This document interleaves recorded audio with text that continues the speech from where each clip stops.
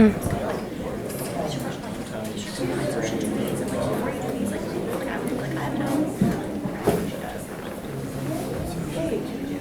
everybody. Hello, sir. Hello. Is it on? Is this on? Yes. Okay. So we'll go ahead and get started here. Thank you so much for coming. My name is Bonnie Kircher. It's my great pleasure to kick off this wonderful event. I'd like to start by just saying a little bit about the UN International Day of Women and Girls in Science. This is an event that's been going on all week here at UF, as well as for the past 4 years. The goal of this celebration is to promote women and girls in science, and we've already had a great week. And I'd like to plug our sort of final event happening next week. It's a talk by Dr. Jocelyn Bell Burnell. So if you all are able to make that, it should be really wonderful. I'd also like to take a minute to acknowledge the departments who've helped sponsor this week's events listed here, as well as the organizational committee. Special thanks to Kelsey Lewis and Stuart McDaniel, who've helped organize this event specifically, as well as to Katya Macheva and Peter Hirschfeld, who have really spearheaded the organization of this week in its entirety. And finally, special thanks to Catherine Carey and Chelsea Collinson, who have helped put this really gorgeous space together. We wouldn't be able to be having this talk here without them, so thank you so much. And I'd also like to invite you to stick around after this talk for a reception that we'll have with Dr. Tung. It'll just be right behind us, and there's some really gorgeous food from Sweetwater Catering, so that should be really nice as well. Okay, I'm thrilled to introduce Dr. Jenny Tung today. Dr. Tung is a faculty member at Duke University in the Evolutionary Anthropology Department. Dr. Tung is also one of the leaders of the Ambiselli Baboon Project, a project founded in 1971 to study wild primates. This is one of the longest running studies of wild primates in the world, and Dr. Tung has single-handedly brought molecular biology to the Ambiselli Baboon Project. And hopefully she'll tell us a bit more about that work today. Dr. Tung recently received a MacArthur Fellowship in recognition of her work, and her articles have been published in very prestigious scientific journals, including Science and Nature. Her talk today is titled The Social Life of Genomes, Lessons from Our Primate Cousins. And I'm going to turn it over to Dr. Jenny Tung.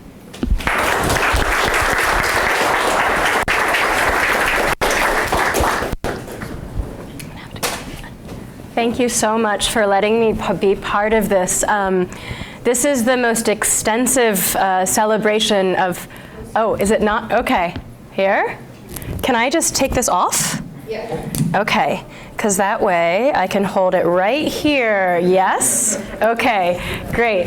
I mean, this is by far the most extensive recognition of the Day of Women and Girls in Science that I know of around the country, and I'm so pleased that, as I understand it, the astronomers and physicists who started developing this wonderful program were willing to extend it to include biologists and behavioral ecologists and people who study the genome. So thank you very much for letting me be part of this, and thank you very much to Bonnie for shepherding me through the last day and a half.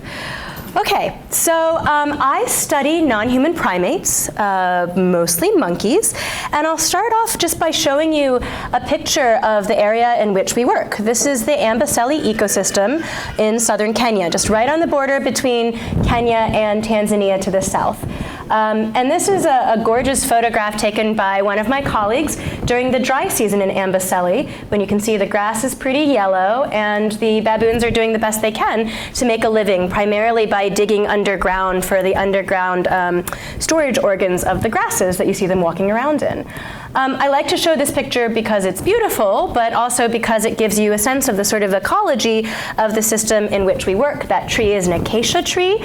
Those are the trees that baboons sleep in at night so they can be safe from leopards and lions and other kinds of predators. They also eat its fruit and its blossoms and sometimes the gum from the trunk. In the back, you can see groves of the acacia trees, and that's where you'll find a full complement of predators and competitors and prey in this system, including, leopards and lions and elephants and zebra and all kinds of things. What this picture perhaps does not show, though, is what we think matters the most for these animals on a day-to-day basis. That's another aspect of the environment, but it's the environment that's shaped for each individual baboon by its interactions with other baboons.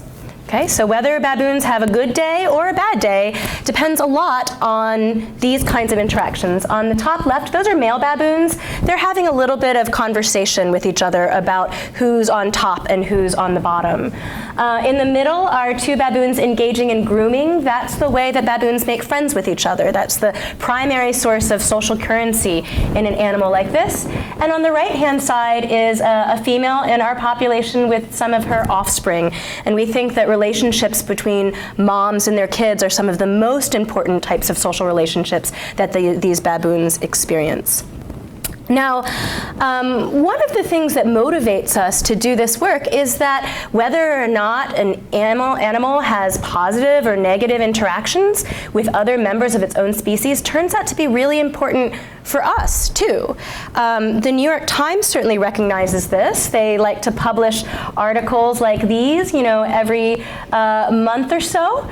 And these particular examples highlight three of the dimensions of the social environment that we think are most important and that we've been studying in the non-human primates that we research in my lab. And in particular, they focus on what happens to babies and kids early in life, including the role of moms, on differences in social integration into one's group or one's society, social support, social connectedness, and differences in various measures of social status, which in our populations are often measured by things like occupational prestige or education levels or sometimes income. So what are the kinds of data that support this? Well, okay, so here I'm showing you some results from a paper that was put together about a decade ago that draws from data on about 300,000 healthy people, mostly in the United States. And the question that these researchers were trying to ask was about what kinds of dimensions of the environment are most important in predicting whether people live or die in a given year. So all you need to know to read what I'm showing you is that the further the bar is to the right, the bigger of a predictive effect the environmental factor on the left has in predicting adult survival. And this is for both men and women of all ages, considering all causes of death excluding suicide.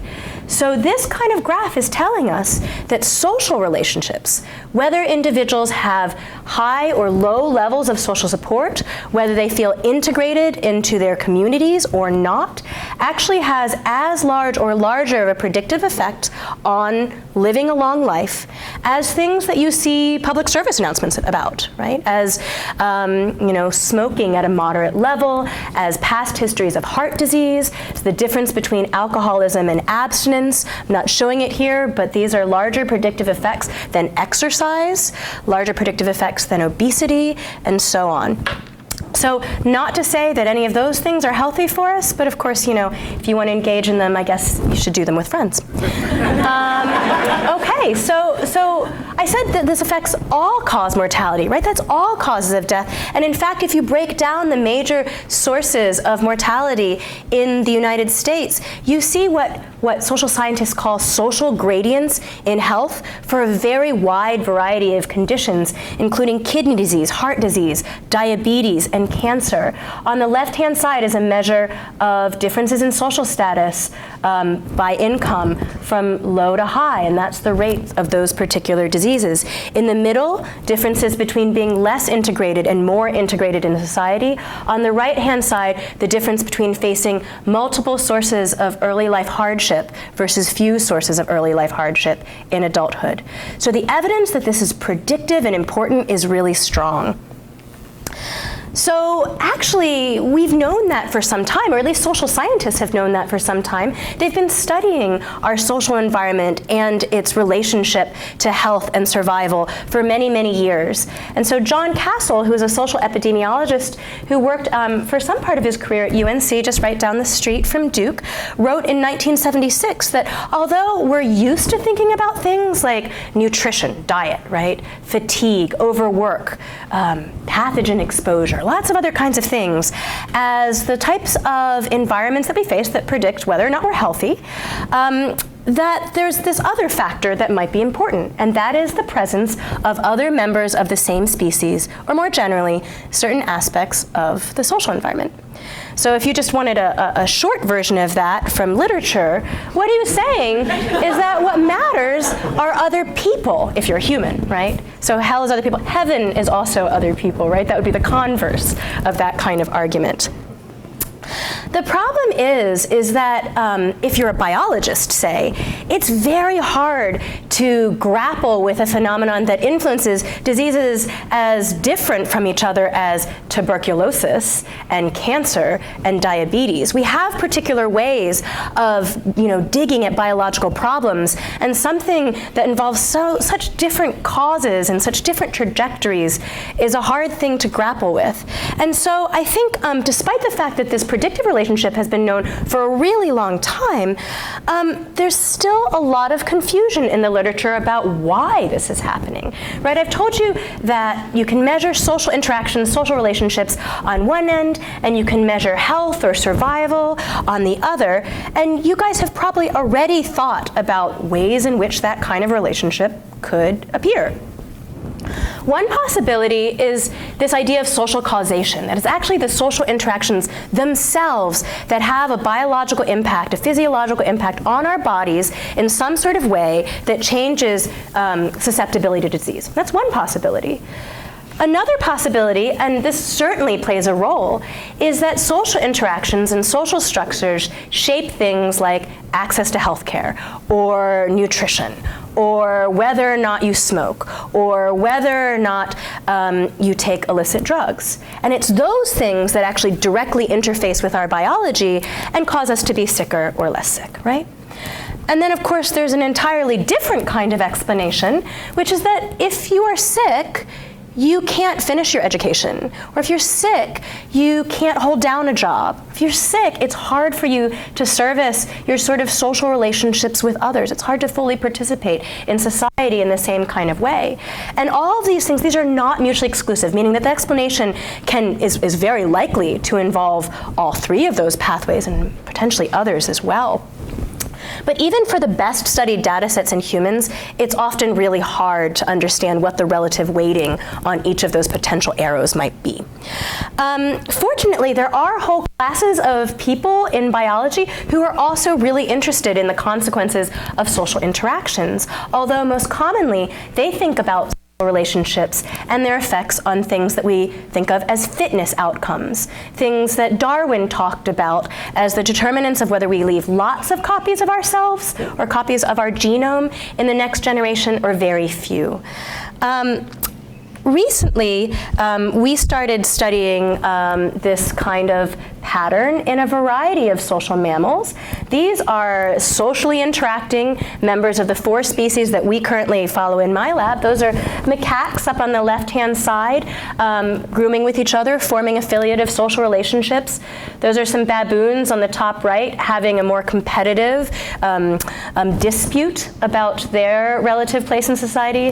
Those are meerkats on the bottom playing. Those are juveniles. And on the right-hand side are Damaraland mole rats, social rodents in South Africa, who live in very cooperative social groups. They work with each other to build tunnels and defend their group and all sorts of things like that.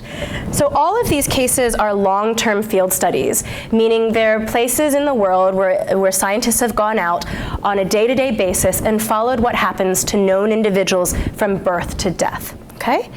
And we recently combed the literature to ask about evidence from this very wide variety of species that, last shared a common ancestor many millions of years ago, that social relationships in those species too predicted natural lifespans. And so if we dig in the literature from these kinds of long-term studies, we find evidence in all of these species, with the exception of the marmot on the bottom. That's a rodent that lives in and around the Rockies, that more socially integrated individuals who are more tightly bonded to other members of their social group, live longer. And these, again, are in natural populations that aren't being fed, that aren't being culled. They're animals living their own lives, where some animals live a long time and other animals don't. And one of the major things that seems to pattern that are these kinds of social relationships. So this has been a major focus of work that we now do in Ambiselli on the baboons. This is a picture that was published in Scientific American a few years ago on the social lives of our animals. I've been very, very fortunate to work in this ecosystem as a product of the social relationships that have been important in my own life. In fact, the reason why we know so much about what happens to these baboons has to do with these three women, and particularly Jean Altman, who's pictured there on the right, who started long-term observations of baboons in Ambiselli in 1971. And our project has been there ever since. So Jean was the primary mentor of my PhD supervisor, Susan Albert,